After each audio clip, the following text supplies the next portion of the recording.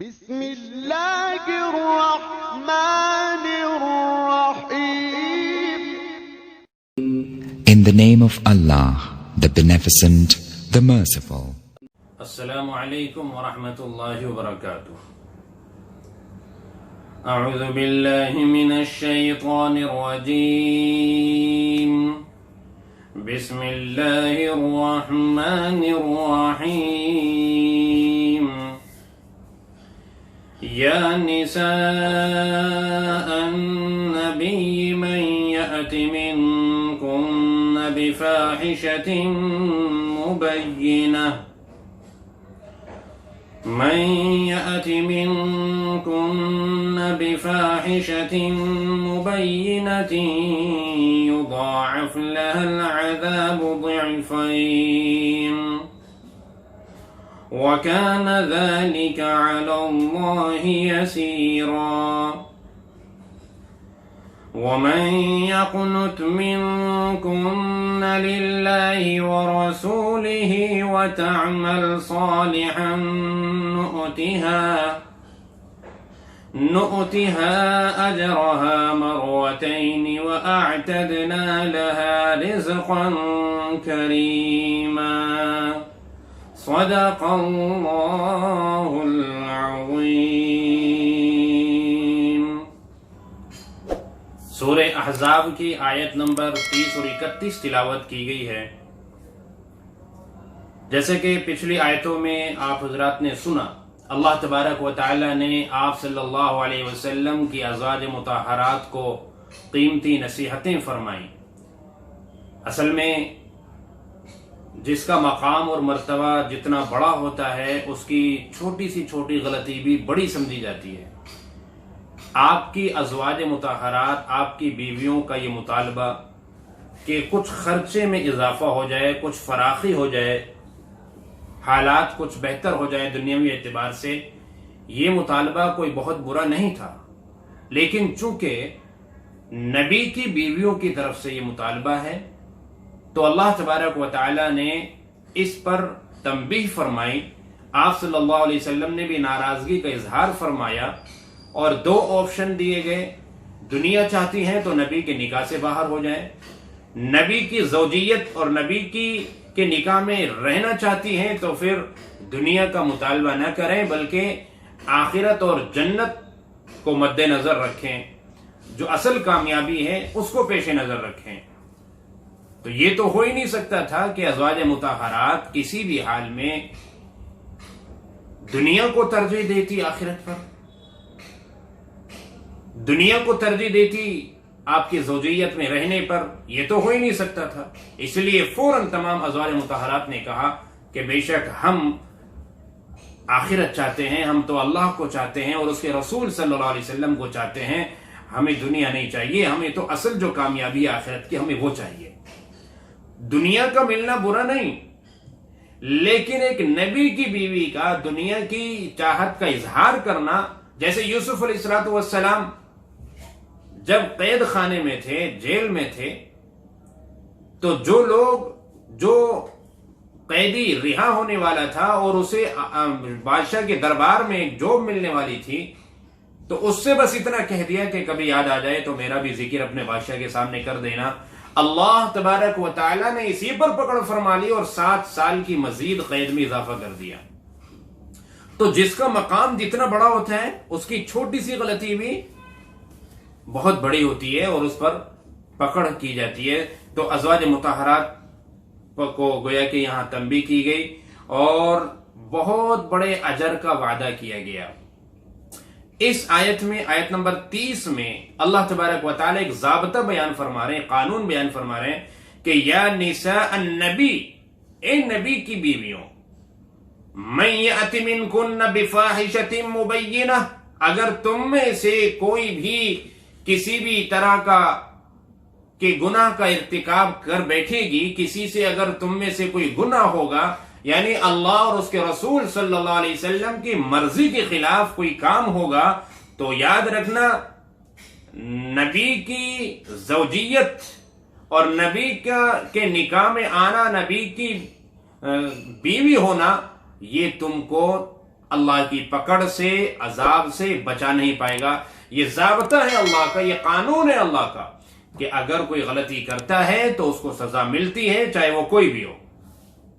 یہ اسلام کی خوبی ہے۔ اسلام کے اندر کسی بھی طرح کی ناانصافی کسی کے ساتھ نہیں کی گئی ہے، اور ہر ایک کے ساتھ معاملہ ایک جیسا رکھا گیا ہے۔ یہاں معاملات کے اندر اور ضابطوں کے اندر، اجر کے اندر یا سزا کے اندر اللہ پاک نے کوئی فرق نہیں رکھا کسی میں۔ تو اس لیے اللہ پاک نے یہاں پر یہ واضح کر دیا، کلیئر کر دیا کہ اگر تم میں سے کسی سے کوئی غلطی ہوگی تو ڈبل سزا ہوگی، ڈبل سزا۔ اس لیے کہ تم عام عورتوں کی طرح تو نہیں ہو، تمہارا مقام، تمہارا مرتبہ زیادہ بڑا ہے، تم نبی کے گھر کے اندر ہو، نبی کی بیوی ہو، تمہارے یہاں وحی اترتی ہے، تمہارے یہاں فرشتہ آتا ہے، اللہ کا کلام اترتا ہے۔ اگر تم بھی غلطی کرو گی تو پھر عام لوگوں کا کیا ہوگا؟ حالانکہ یہاں ایسا نہیں ہے کہ نعوذ باللہ آپ صلی اللہ علیہ وسلم کے ازواج مطہرات سے کچھ اس طرح کی غلطیاں ہو رہی ہیں، نہیں، بلکہ یہ اللہ تبارک و تعالیٰ ایک اپنا عام ضابطہ بیان فرما رہے ہیں، کیونکہ یہ مقام اور مرتبہ جس طرح نبی کی بیویوں کا بڑا ہے، اس طرح اوروں کا بھی تو بڑا ہو سکتا ہے نا۔ مثال کے طور پر علماء کرام بھی عام لوگوں کی طرح نہیں ہیں، ان کا مقام اور مرتبہ بھی اللہ پاک نے اس علم نبوت کی برکت سے بڑا اونچا مقام رکھا ہے، بڑا اونچا مرتبہ اللہ نے بنایا ہے۔ تو اگر خدا نخواستہ ایک گناہ کسی عام آدمی سے ہوتا ہے، وہی گناہ کسی عالم سے ہوتا ہے، تو دونوں میں فرق ہے۔ عام آدمی سے جو گناہ ہوا سزا تو اس کو بھی ملے گی، لیکن شاید اس کو سزا اتنی نہیں ملے گی جتنی زیادہ سزا عالم کو ملے گی، کیونکہ ایک تو غلطی کی اور دوسرے یہ کہ علم ہونے کے باوجود غلطی کی۔ اس پر یہ نہ سمجھیں کہ پھر تو علم حاصل ہی نہ کیا جائے، بہتر یہی رہے گا، کیونکہ غلطی ہونے پر ڈبل سزا تو نہیں ملے گی۔ اس لیے بعض علماء فرماتے ہیں کہ جو جان بوجھ کر علم سے محروم رہا، جو جان بوجھ کر دین سے دور رہا، اس کو بھی کل قیامت کے دن ڈبل سزا ہوگی، وہ بھی ڈبل سزا کا مستحق ہے۔ اس لیے کہ ایک تو اس نے وہ غلطی کی، گناہ کیا، اور دوسرا یہ کہ اس نے اس کا علم حاصل نہیں کیا، اس کو سیکھا نہیں۔ تو یہ دو جرم ہو گئے، ایک جرم ہے وہ غلطی جو کی، اور دوسرا جرم ہے کہ علم حاصل نہیں کیا، کیونکہ کم از کم اتنا علم حاصل کرنا تو فرض ہے نا، جس سے حلال اور حرام کی تمیز پیدا ہو، جس سے جائز اور ناجائز کا پتہ چلے۔ اب اگر اتنا بھی علم حاصل نہیں کرے گا کوئی تو پھر وہ سزا کا حقدار ہوگا۔ تو نہ جاننا یہ بھی ڈبل سزا کا باعث ہوگا، اور جاننے کے باوجود، علم کے باوجود غلطی کرنا تو یہ بھی ڈبل سزا کا باعث ہوگا، اور اس پر بھی ڈبل سزا ہوگی۔ تو غرض یہ کہ ہمیں اس آیت کریمہ سے یہ پتہ چلا کہ مقام اور مرتبے کے اعتبار سے اجر میں بھی اضافہ ہوتا ہے اور سزا میں بھی اضافہ ہوتا ہے۔ یہ اللہ تبارک و تعالیٰ کا ضابطہ اور اللہ کا قانون۔ اور دوسری بات ہمیں اس آیت کریمہ سے یہ بھی معلوم ہوئی کہ کسی کی رشتہ داری یا کسی کا تعلق کسی نیک ہستی سے ہونا کافی نہیں ہوگا اگر خود کے اعمال اچھے نہیں ہوں گے آخرت میں۔ جیسے کہ اللہ کے نبی صلی اللہ علیہ وسلم نے ایک دفعہ حضرت فاطمہ رضی اللہ عنہا سے فرمایا کہ بیٹی کل قیامت کے دن میں بھی تیرے کام نہیں آؤں گا، تیرے اعمال ہی تیرے کام آئیں گے۔ یہ بھی ہمیں اس آیت کریمہ سے معلوم ہوا، اللہ نے یہ کلیئر کر دیا کہ نبی کی بیویوں اگر تم میں سے کوئی کھلی بے حیائی، یہاں بے حیائی کا ذکر ہے، یعنی فاحشہ، فحش کہتے ہیں بے حیائی کو، بے حیائی کا کام کرنا، زنا کاری وغیرہ، لیکن یہاں زنا مراد نہیں ہے، اس لیے کہ نبی کی بیویاں زنا میں مبتلا ہو یہ ہو ہی نہیں سکتا۔ اللہ تبارک و تعالیٰ نے تمام انبیاء کرام علیہم السلام کی ازواج کو اور تمام نبیوں کی بیویوں کو اللہ رب العزت نے زنا جیسی برائی سے اور بے حیائی سے اور اس عیب سے اللہ نے دور رکھا، پاک و صاف رکھا۔ یہ تو اللہ رب العزت نے گوارا کیا کہ کسی نبی کی بیوی کافرہ ہو، لیکن یہ کبھی اللہ نے گوارا نہیں کیا کہ کسی نبی کی بیوی بے حیا اور بدکار ہو، بدچلن ہو، زناکار ہو، کسی نبی کی بیوی ایسی، یہ اللہ نے کبھی گوارا نہیں کیا۔ لوط علیہ السلام کی بیوی اگرچہ کافرہ تھی لیکن وہ اس طرح بے حیائی اور بدکارہ نہیں تھی. نوح علیہ السلام کی بیوی کافرہ تھی لیکن وہ بدکارہ نہیں تھی. تو بہرحال ہر ایک کے کل قیامت کے دن اس کے اعمال ہی کام آئیں گے. نبی کی بیوی ہونا، نبی کا بیٹا ہونا، نبی کا باپ ہونا، نبی کا ماں ہونا، نبی کی ماں ہونا وغیرہ وغیرہ، یہ سب چیزیں کام نہیں آئیں گی. وہاں تو ہر کسی کا عمل اس کے کام آئے گا. لہذا ہمیں اس سے یہ سبق لینا چاہیے کہ آج چاہے میرے گھر میں میری نسبت بہت بڑے اللہ کے ولی سے ہے، میری نسبت کسی بہت بڑے بزرگ سے ہے، لیکن اگر میرے اعمال صحیح نہیں ہیں، میرے اعمال خراب ہیں، تو وہ نسبت میرے کسی بھی کام کی نہیں ہے. چاہے میری کسی عالم سے کوئی نسبت ہو، میرا تعلق ہو، چاہے کسی بڑے اللہ کے ولی سے ہو، میں کسی عالم اور کسی ولی کا بیٹا ہوں، یا میں کسی ولی کا باپ ہوں، یا کوئی عورت کسی ولی کی ماں ہے یا بہن ہے وغیرہ، تو یہ سارے رشتے اسی وقت کام آ سکتے ہیں کل قیامت کے دن جب ایمان کے ساتھ ساتھ ہمارے پاس بھی کچھ نیک اعمال کا ذخیرہ ہو.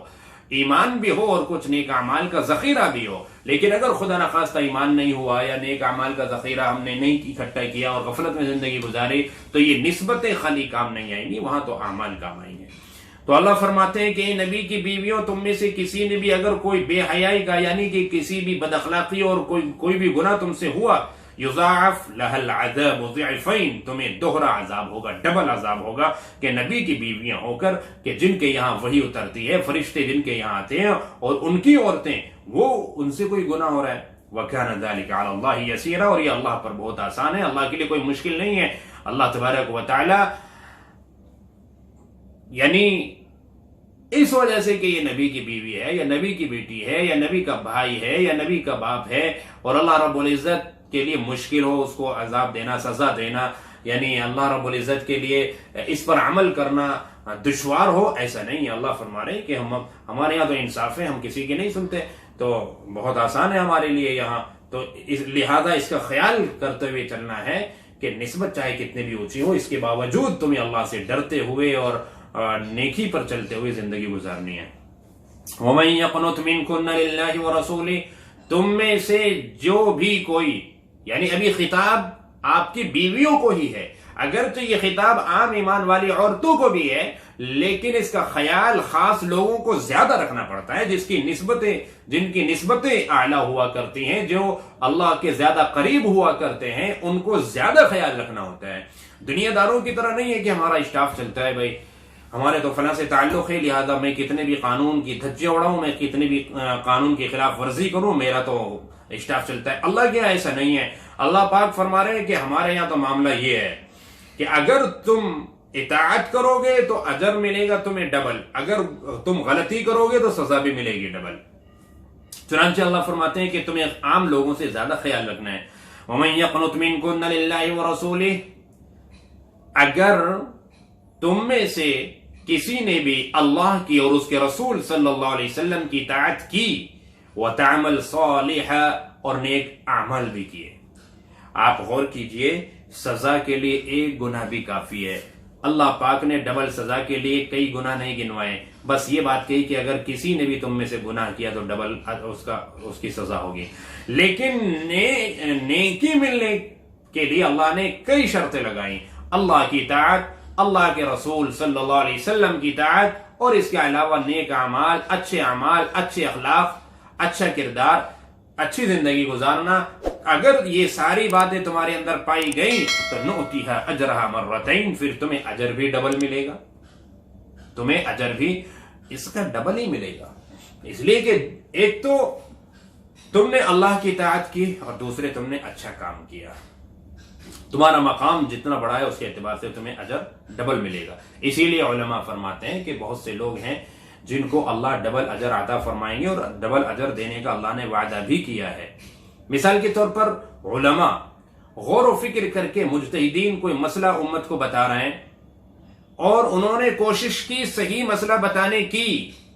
اگر وہ مسئلہ صحیح نکل گیا، اللہ کے یہاں بھی وہ مسئلہ اسی طرح ہوا، تو اس عالم کو جس نے غور و فکر کر کے صحیح مسئلہ امت کے سامنے رکھا ہے، ان کو ڈبل اجر ہوگا، ایک تو غور و فکر کرنے کا اور ایک صحیح مسئلہ بتانے کا. اور اگر خدا نخواستہ وہ مسئلہ غلط ہو گیا تو پھر بھی ایک اجر تو ملے گا کہ انہوں نے غور و فکر کیا، صحیح بتانے کی کوشش کی، وہ اتفاق کی بات ہے کہ غلط ہو گیا۔ تو جو اللہ کے خاص لوگ ہوتے ہیں، اب جیسے روایتوں میں آتا ہے کہ اگر کوئی پہلے عیسائیت پر قائم تھا، عیسیٰ علیہ السلام کی تعلیمات کو مانتا تھا، پھر وہ ایمان لایا اور آپ صلی اللہ علیہ وسلم کی نبوت کو تسلیم کرتے ہوئے اس نے قرآن کریم پر بھی عمل کیا، تو اس کے لیے بھی ڈبل اجر ہے۔ ایک تو انجیل پر عمل کرنے کا، تورات پر عمل کرنے کا اجر، اور دوسرا قرآن کریم پر عمل کرنے کا اجر۔ تو ان کو بھی اللہ پاک نے ڈبل اجر کا وعدہ کیا، ان کے ساتھ بھی ڈبل اجر کا ذکر کیا ہے۔ تو بہرحال بعض دفعہ گناہ بھی ڈبل ہو جاتا ہے اور اجر بھی ڈبل ہو جاتا ہے۔ جیسے شخصیت کے اعتبار سے کہ یہ اللہ کے بہت زیادہ قریب ہے، اب جو اللہ کے بہت زیادہ قریب ہے تو نیک اعمال پر اجر بھی اللہ نے ڈبل کر دیا۔ اسی طرح مقام کے اعتبار سے بھی ہوتا ہے، ایک شخص کوئی گناہ بازار میں کر رہا ہے، وہی گناہ کسی نے مسجد میں کیا، یا وہی گناہ کسی نے حرم شریف کے اندر کیا۔ ایک شخص نے گناہ عام دنوں میں کیا، لیکن وہی گناہ کسی نے رمضان کے مہینے میں کیا۔ تو وقت کے اعتبار سے، مقام کے اعتبار سے، شخصیت کے اعتبار سے گناہ اور نیکی کی سزا اور اجر یہ بڑھتا اور گھٹتا ہے۔ اللہ فرماتے ہیں کہ نؤتیہا اجرہا مرتین، ہم اجر بھی ڈبل دیں گے اگر تم میں سے کوئی نیک عمل کرے اور اللہ اس کے رسول کی اطاعت کرے۔ وَأَعْتَدْنَا لَهَا رِزْقًا كَرِيمًا، اور ہم نے بڑی عزت کی روزی تیار کر رکھی ہے ان کے لیے، یعنی آپ صلی اللہ علیہ وسلم کی بیویاں جو اللہ کی اطاعت کریں گی، اللہ کے رسول صلی اللہ علیہ وسلم کی اطاعت کریں گی، تو ان کے لیے ڈبل اجر بھی ہے، اور اللہ نے بہت ہی باعزت روزی بھی اللہ پاک نے ان کے مقدر میں لکھ رکھی ہے، جو کہ انشاءاللہ جنت میں جانے کے بعد ملے گی۔ یہ گویا کہ جو اس سے پہلے آیت تخیر آئی تھی، یعنی کہ جو اختیار دیا گیا، جو آپشن دو رکھے گئے تھے، ان میں سے آپ کی بیویوں نے جو وہ والا آپشن اختیار کیا کہ ہم تو اللہ اور اس کے رسول کو اختیار کرتے ہیں اور ہم دنیا نہیں چاہتے، ہم تو دنیا کے اوپر آخرت کو ترجیح دیتے ہیں، ہم دنیا کی محبت پر اللہ اور اس کے رسول کی محبت کو ترجیح دیتے ہیں، تو اللہ نے گویا کہ نقد انعام سنا دیا اس آیت کریمہ میں کہ ٹھیک ہے، جب تم نے اختیار اللہ کو کیا ہے، اللہ کے رسول صلی اللہ علیہ وسلم کو اختیار کیا ہے، تو اب تمہارا اجر بھی ڈبل ہے، اور بہت ہی باعزت روزی، عزت والی روزی اللہ تبارک و تعالیٰ تمہیں عطا فرمائیں گے۔ تو یہ ابھی سلسلہ جاری ہے، اور بھی چند ہدایات ہیں جو اللہ پاک نے آپ کی ازواج مطہرات کو کی ہیں، اور ضمناً اس میں تمام مومنہ عورتیں شامل ہیں، وہ ہم سب کے لیے ہیں کہ ہمیں بھی ان سب کا خیال رکھنا ہے۔ انشاءاللہ یہ کل آئندہ ہمارے سامنے آئیں گی۔ اللہ تبارک و تعالیٰ ہمیں صحیح سمجھ عطا فرمائے، عمل کی توفیق